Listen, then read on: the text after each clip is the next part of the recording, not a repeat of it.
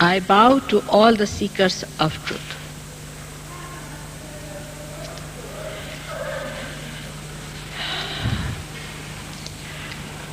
But when we are seeking the truth, we have to understand that truth is to be known through our assent and through our awareness, that is our central nervous system, not through mental projections. For example, what just now has been described to you is the knowledge of the roots. The West has developed because of extroversion like a tree. It has reached its climax now, but it must find out its roots. If the tree is not sustained and nourished by the roots, it is quite possible that it will topple down in no time. So we have to learn, I think, from India so much about the tree, but perhaps you have to learn something from us about the roots. When we are developing outside too much,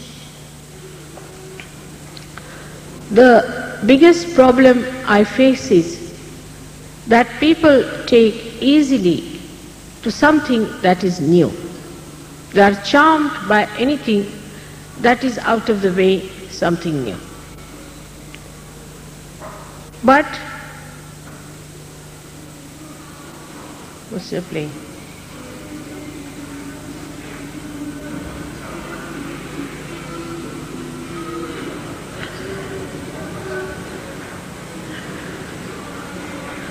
But in Sahaja Yoga, when you see it clearly, you will understand that it is not a today's thought, it is not 100-year thought, but it's a very ancient, traditional understanding about the spirit. While in the West, people get very much enamored by things which are absolutely new, for example, 100 years back. It's very surprising how they do not see something beyond, and they want to try everything that is new, which is not traditional.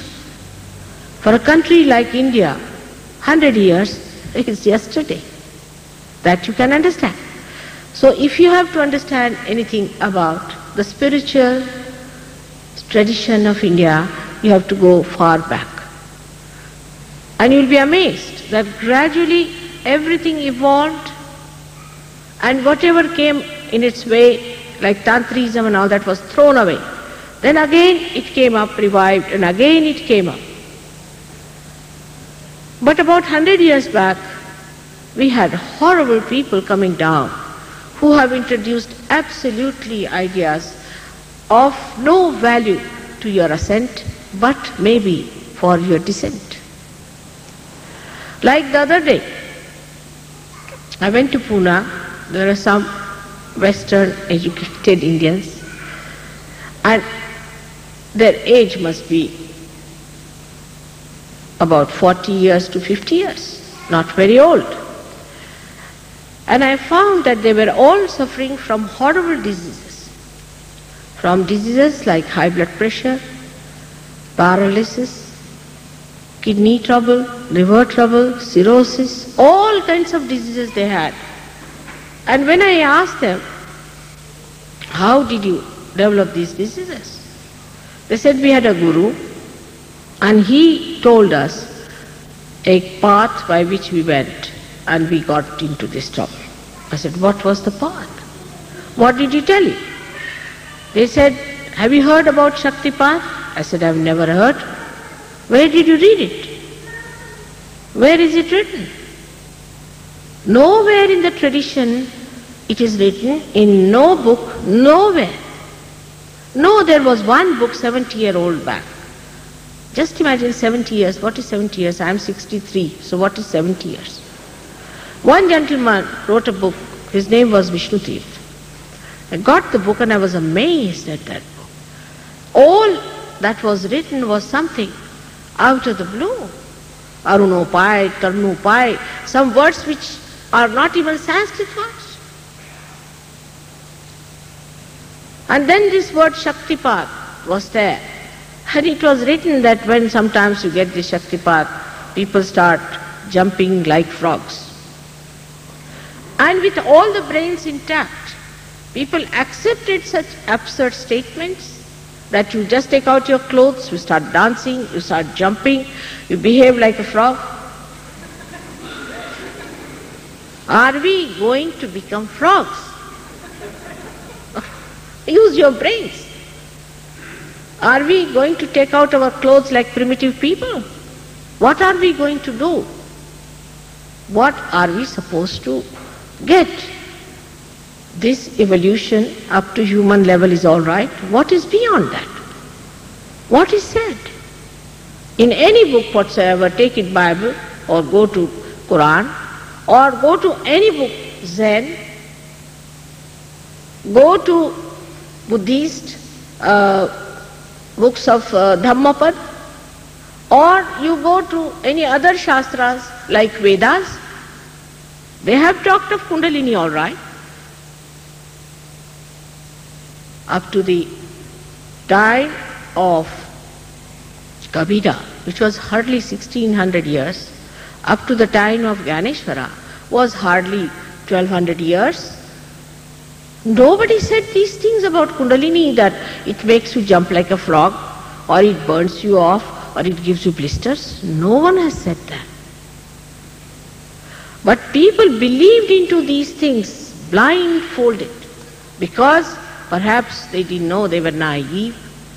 And it was something new that the Indians believed into. They thought it's coming, because that book was translated in English language, and when it comes from England, then more acceptable to westernized Indians than it is from India. And most untraditional the whole thing was. But as a result, they were all sick people, very, very sick. And the Guru has died now, but made a big money, very big money himself. Nowhere in the books is written that a Guru takes money or lives on the earnings of the disciples. Nowhere. And if he does that, then it is regarded as a person who is not a Guru, who is a devil. Any book you open, there's a description. Guru Nanaka has described these Gurus so elaborately that we cannot have any doubts about these people who are giving you such funny new ideas. All kinds of ideas are working out in the West. I'm amazed how people have accepted them. The traditional idea is the same as told by Christ to Nicodemus. He said that you are to be born again to understand God. As Sri Krishna has said that you have to be the spirit, otherwise you will not know what God is. You have to be the spirit. Buddha went to this limit, that he said, don't talk of God, don't talk of anything, just talk of self-realization. Just get to your spirit. That's what he wanted to delimit human beings who just become so ego-oriented that they start thinking they are gods and things like that. And Zen, Viditama, who started the Zen system, went even further or lower than that. He said, no, don't talk even about the spirit. Just talk about thoughtless awareness. That's the first step, let us get it. All Zen expressions in art, in garden, in anything that they have is to create that state within us so that we become thoughtlessly aware. It's not thoughtlessness, but it is thoughtlessly aware. That is, when one thought rises, it falls off, and another thought rises, it falls off. We live on the cusp of the future and the past. But to be in the present, we have to be in the center. For that, Kundalini awakening is the solution. Holy Ghost now. No one knows what is Holy Ghost. They make a dove, because perhaps the dove must have brought the olive branch to show the peace, so they might have used that symbol. It's all right. But nothing more than that. Nobody knows what is the Holy Ghost. Even the Archbishop of Canterbury doesn't know.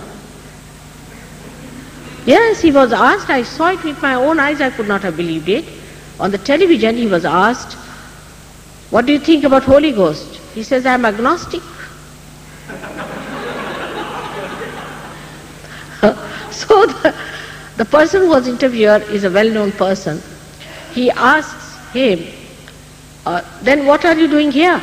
He said, I am doing my job, as you are doing your job. So he was quite happy. He said, yes, I am also doing my job, you are doing your job.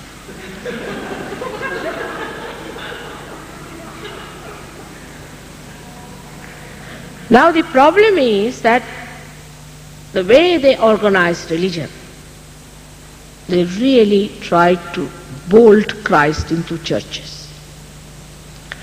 This is the biggest problem of all such religions which are organized. Ultimately, they all end up as fanatics or something like charismatic movements where people start becoming like possessed, or Seventh-day Adventist sort of people, or what you call the other ones are Pentecostalists and all that sort. Rastafarians, all sorts. These are not anywhere near Christ. So what we get is a branching off from the religion. Is a branch, is a kind of a sect, we can call it. And these sects that go on dividing and ultimately end up into cults. So the sects become cults. Or maybe that anti-religion things start as cult, or anti-culture thing starts as cults. So actual happening, that is the self-realization, is just forgotten. Even there are people who say that we are self-realization people. What do? They cut the tongue and say, put it back here. Why? Because it is said that when the Kundalini rises, there's a kechari that takes place, that the tongue is pulled back. But when the Kundalini rises, then it's like when the car moves, the wheels will move. But before that, if you start moving the wheel, will the car move? Will it move? And this Kundalini awakening is a spontaneous happening. It's done by a living force within us. How did we become human beings? What did we do about it? It all happened spontaneously. How much did we pay? To whom did we pay to become human beings? Which guru did that? No one. So the Kundalini awakening has to be a spontaneous happening. But as in evolutionary process, one fish came out, then few fishes came out, and were followed by shoals of fishes. In the same way, one person has to do it. That's a different point. But that you can pay for it is absurd and irrelevant thing. Because when you have to sow a seed, the seed has a power to germinate, and the Mother Earth has power to nourish it. That's how it works out, spontaneously. You don't pay anything to the Mother Earth, or for transforming flowers into fruits. Do we pay to the tree? So you cannot pay. neither can you put in any effort for it. It is just spontaneous. He said, even I would say at the time of Shivaji, who was there about 400 years back, Ramdasa, Sri Ramdas Swami, who was a great incarnation, I should say. Somebody asked him, how much time does it take for Kundalini to rise? He said, that kshan, that moment. But people don't read this, this is not translated. No one knows their names, nobody knows about them. Even Shankaracharya, I don't know. If people have translated him, it was so late. And no one wants to understand Shankaracharya. It's very easy to understand once you become the Spirit. Unless and until you are the Spirit, you can't even understand Christ. Like the theologians now are trying to prove that Christ had no immaculate birth, he had no miracles, and he was another theologian like all these people. They cannot understand that God is beyond this mind. He is the one who has created this mind. And this human mind is a limited factor. If you have to trigger yourself to that unlimited space, you have to go beyond the mind, and then you see the mind in a new enlightened way. Now a new theory in England, I don't know if you know that or not, that Christ was just an ordinary human being. They can prove it, they say. How? With your brains, with your arguments. That he never walked on water, that he was not an immaculate conception. This was Mr. Paul, who came much later than Christ. When I saw him in the Bible, I said, from where does he coming, this Mr. Paul? Who is this gentleman? I couldn't recognize him. Because he is the one who is talking something through his hat, as they say. He's not the one who talks like a saint. He does not. He's an organizer. And you know he was an epileptic patient. Not only that, but he killed so many Christians. And then he becomes a great leader of Christians and becomes the great writer in Bible. I don't know how he came there. And then Augustine perhaps reincarnated. They have done this mischief. That's why I find many people who come to me, if I start talking about Christ, they walk off. Christ was the Son of God, and it can be proved. He was, whether you like it or not. Everything can be proved. Who was Moses can be proved. Now the time has come to prove all these scriptures, all these incarnations, all these prophets. What was the relationship between Christ and Krishna can be understood once you get your realization. Without that you cannot understand. But theologians can never understand Christ. Christ had said that very rich cannot enter into the kingdom of God. I sometimes feel these intellectuals or theologians can never enter into the kingdom of God. That's the area they cannot enter. You cannot discuss God. You cannot.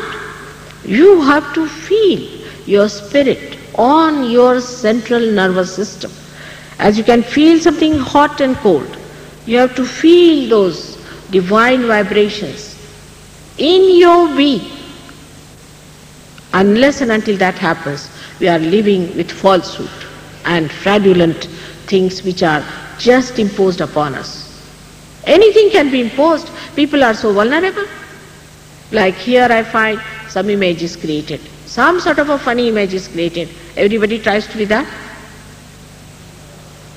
Some sort of a, I can say, an impression on the mind is given. And then people just start following it.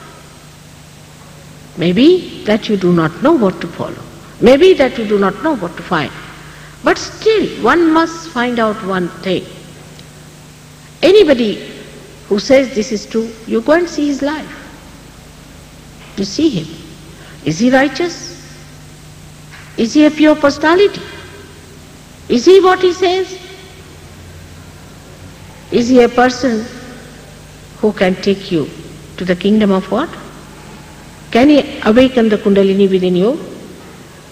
If he cannot, why are you with him?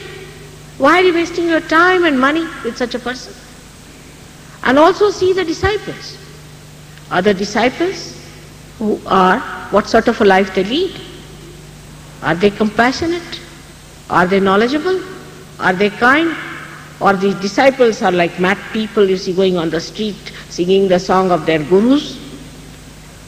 You want to join them? Their procession of madness? All these diseases have come because you have tried new methods. All these brain diseases are coming because you have got all the horrible gurus here. It's not what your age is. In India people can be 80 years and 90 years, they don't become mad. Why should Americans become mad like that? Because you have got all these gurus here nicely settled down. They are spoiling your psychology. They are working it out. I said this in 1972 and people didn't like it. They said, you better charge some money, mother, for what you are doing. I said, how much are you going to pay me? This is what it is. How much are you going to pay me? But they didn't like it. They said, even in England, the BBC people told me that an Anglo-Saxon brain cannot understand anything that is free. I said, what about breathing this free air? How much are you paying for that? Everything divine has to be free. God doesn't understand money. This is a fundamental thing you must understand. It's out of your ego, of your money that you think you can purchase God. You cannot. God is what it is. It cannot compromise. Now somebody told me, mother, don't tell them about thoughtless awareness. I said, why not? An Indian will immediately understand it's called Nirvichar Samadhi, written down in all the books. Why not? Because they will be frightened. I said, then such frightened people cannot enter into the kingdom of God. It is not a compromise. You are not obliging God. The God's divine power is obliging you because you are special people.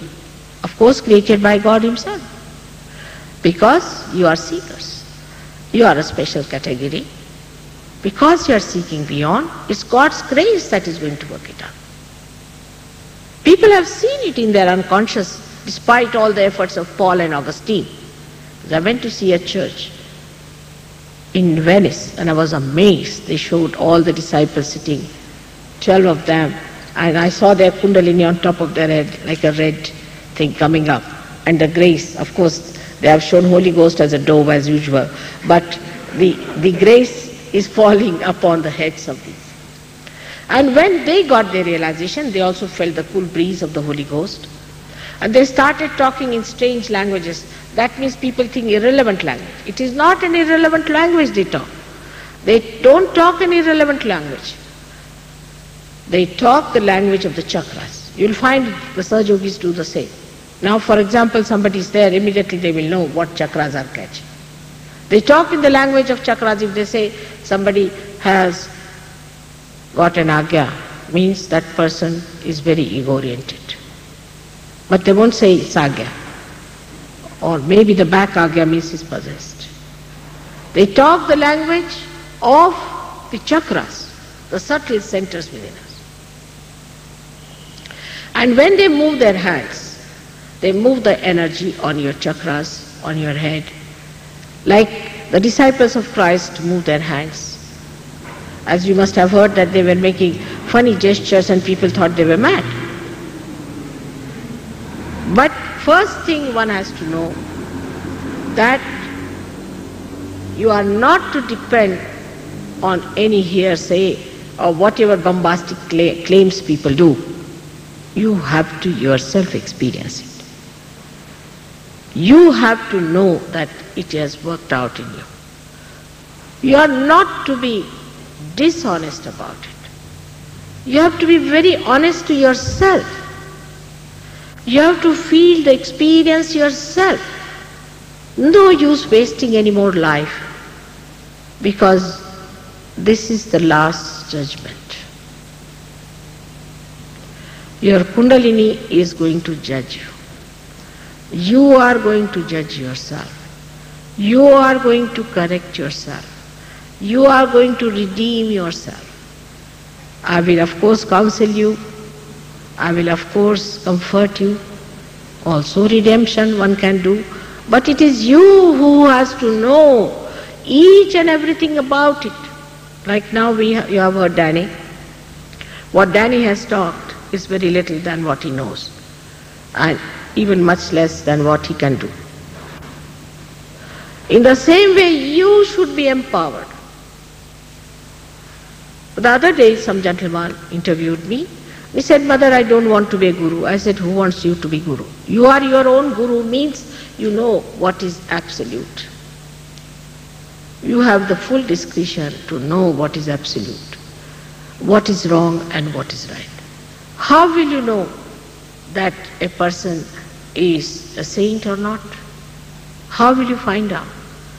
How will you find if Christ stands before you? Or how will you find out if the Holy Ghost herself faces you? Is there any way of finding it out? No, you do not have. You have not reached that state. That sensitivity has not come into you. So what is missing is the spirit. That spirit has to shine into your awareness by which you feel. And when you ask a question, if it is the truth, you start feeling the cool breeze like a computer, as if the whole being is enlightened, and you become the communication of the truth and the absoluteness of spirit. Then you can raise the Kundalini of others. Like one enlightened light can enlighten another light. But the light which is not enlightened cannot enlighten another light. So you can enlighten other people. You can give them realization. That is happening everywhere. And I must say, despite the fact I think 5 times I have been to New York itself, and I don't know why Americans are not so good for Sahaja Yoga. They don't work out. I don't know why. What's the reason? I just still cannot understand. There are so many seekers born in this country. I came in 72. Most of the gurus came after me. Perhaps some 1 or 2 came earlier. Of course, now they are suffering from the pangs of those gurus, no doubt. But somehow, I find Americans are lagging behind. Europe is very fast growing. India is of course much more. If I go to India and stay there, even for a year, I'm sure I can do much, much more. But I don't know why Americans are not trying for the reality. Of course, I must say they are great seekers. They are after the truth. They are not frivolous people. I do not know the justification. Why? Americans are very slow-growing Sahaja Yogis. They don't want to have yoga in the real sense. Why? I don't know. Even if they get realization, they do not practice it and they cannot go deep into it. I cured a man suffering from AIDS. I did. I told him, you have to practice Sahaja Yoga after this. He did not. Again he went back to the same habit, and now he is dying. That's what it is. When you enter into the kingdom of God, you have to practice it. You have to settle yourself and establish yourself. If you cannot establish yourself, then you again go like up and down. That's not the way. Only a person of that understanding can get to Sahaja Yoga. Actually, I had decided last year that I'll never go back to America. It's out of my mind. But I know you are seekers, and I know you are suffering. I know that you are the ones who want self-realization. But you are attacked. You are under attack of the falsehood. So I want, please understand that you are not Americans. You are part and parcel of the whole. You have to become that. You talk of peace, you have no peace within. How can you create peace on this earth? It is not the atom bomb that is going to destroy us. It's from within we are going to be destroyed. If you do not get your chakras all right, you'll be faced with all kinds of diseases, all kinds of troubles that are not yet known. So please be careful. I want to warn you. Be very careful. You can cure cancer, you can cure AIDS, you can cure all these things, but you have to get to the spirit. You have to be enlightened with the spirit. Your chakras are to be cured so that you can cure others' chakras. I request you, all of you who are here, to be serious about it, to understand it's a very serious thing. We are on the verge of a great calamity. I had told about this in 1972. It's on all my tapes I had said that a horrible disease is going to come. Only about, in my second visit I said that brain is going to be affected. But nobody listened to me, and when I was on the television, they started telephoning to me, Mother, now we are already in it. Yes, they are. Not by singing songs for them or collecting money for them, you are going to save them. Only by becoming the spirit. That's the only way you can save them. So I would request you to consider it seriously, that even I give you realization, you should not fritter away. You should respect it. You should ascend. Because I don't take any money, that's what they say, Americans will have no value for this. You can't pay me, I'm sorry to say. You can't pay me. If Americans don't listen to me, Indians are very sensible people. I'll work it out there. Yeah, they are very sensible. They won't go to these fake gurus, none, except for the cities. They run away from there because they are thrown out. They are very sensible, wise people. Through trial and error, through their traditions, they have learned what is the truth is. I don't have to tell them much. They know about Kundalini. I went to the foothill of Himalayas only before coming, and there were 3,000 people from all villages had gathered. And they had written there is going to be Devi Jagra. Devi is the goddess of Kundalini, and she is going to be awakened. They all knew about it, they came. Because also it is predicted. Very many years back, thousands of years back, predicted that such a time is going to come when Kundalini is going to be awakened by Bhrigu Muni, the pioneer of our astrology. It's complete description of Sahaja Yoga he has given. So they are all waiting for it. You go to any village, you'll get at least 6,000-7,000 people. I mean, some people who have been with me in India have seen it. You don't have to tell them much, don't have to talk much, they just get it like that. And they settle down is the point. You go to one village, there will be 10 villages there, all of them settle down. And every time I go to a new village, all of those people got realization at the foothill of Himalayas. But I feel concerned, very concerned. And I hope you will understand that concern. I will have that concern for yourself. I would like to have some questions from you. But that doesn't mean you be aggressive with me for nothing at all. I have not come here to sell anything. So please don't be aggressive and waste time of others because some guru says that guru says that. If you think some guru is good, you can go away. I have nothing to say. Here, if you have to get something, you are here. Please don't upset everyone else by asking funny questions. Now, if you have any proper questions, please ask me. I am here to answer.